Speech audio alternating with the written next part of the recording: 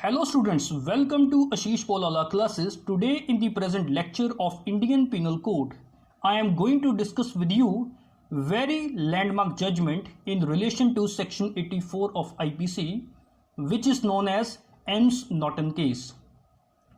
The brief facts of the case are that in the year 1843, M. Norton, who was the accused in the present case, killed Mr. Drummond. And who was the Mr. Drummond?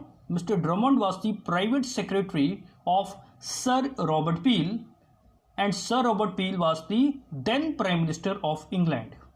Thereafter, during the trial, it had been found that M. Norton was under the insane delusion that Sir Peel had injured him and again was going to injure him. So in this insane delusion, M. Norton shot and killed Mr. Drummond, who was the private secretary of Sir Robert Peel. Thereafter, the accused was tried for the offence of murder before the court of Chief Justice Tyndall. In the case, the defence counsel for M. Norton pleaded that due to insanity, the accused was not able to know that he was violating laws. Medical report was produced in support of proof, which also showed that the accused was labouring under a morbid delusion, which carried him away beyond the power of self-control. And what was the judgment in the present case? M. Norton was acquitted on the ground of insanity in the present case. Okay, the court held that M. Norton was under the morbid delusion and he was not able to understand what he was doing. So he was acquitted on the ground of insanity in the present case. Okay. So the acquittal of M. Norton created a sensation in England, and debates were conducted, including in the House of Lords, that how M. Norton was acquitted from the criminal charge of murder. So 15 law lords formulated some principles which later on become famous as Ems Norton principles of insanity. These 5 principles are as under. The first principle is that every man is presumed to be sane. So it is the presumption of law that every man is sane and he possesses a sufficient degree of reason to be responsible for his crime until the contrary be proved to the satisfaction of the jury.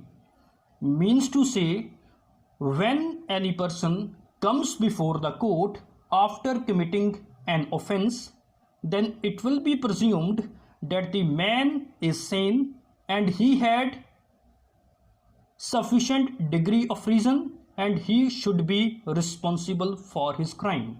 But if he proved to the satisfaction of the court or satisfaction of the jury that he was not sane and he do not possesses a sufficient degree of reason, then he can be acquitted from the criminal charge. So first principle is that every man is presumed to be sane and he possesses a sufficient degree of reason to be responsible for his crime until the contrary be proved to the satisfaction of the jury.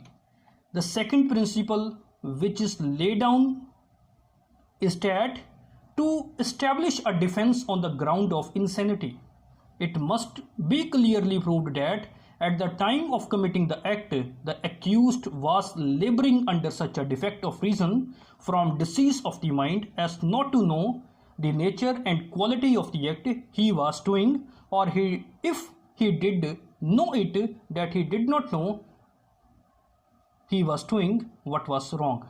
In simple words, the second principle laid down that the insanity must be present at the time of commission of the act, and the insanity should be of such a kind that the accused was not able to know the nature and quality of the act what he was doing. And the third principle which has been laid down is that as to the knowledge of the wrongfulness of the act, the judge said that if the accused was conscious that the act was one which ought not to do and if that act was at the same time contrary to the law of the land, he be punishable. In simple words, what the third principle says that if the accused was able to understand that the act should not be done, and if he also have the knowledge that the act is contrary to the law of the land, then he will be punishable. He cannot take any plea of insanity. The fourth principle which is laid down in the case is that where a person under an insane delusion as to the existing facts commits an offence, in consequence thereof criminality must depend on the nature of delusion.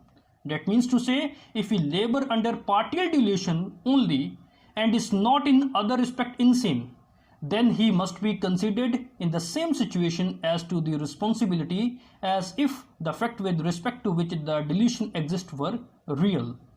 And the fifth and last important principle which had been laid down in the present case is in relation to medical witness. Medical witness who has not seen the accused before trial should not be asked to give his opinion as to the state of accused mind. That means to say, only that medical witness who has seen the accused before the trial should be produced before the court to give evidence in relation to the insanity of the accused. If a medical witness who has not seen the accused before the trial, he should not be asked to give his opinion as to the state of accused mind. So this is something about the M. Norton's case and 5 principles which had been laid down after M. Norton case.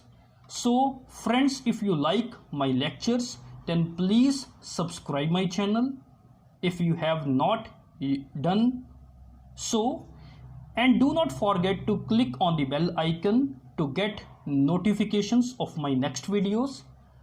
Like my videos, share my videos, and if any of you want to take notes of my law lecture, then you can visit my blogs at lawarticles2020.blogspot.com to get notes of my law lectures. Thank you very much.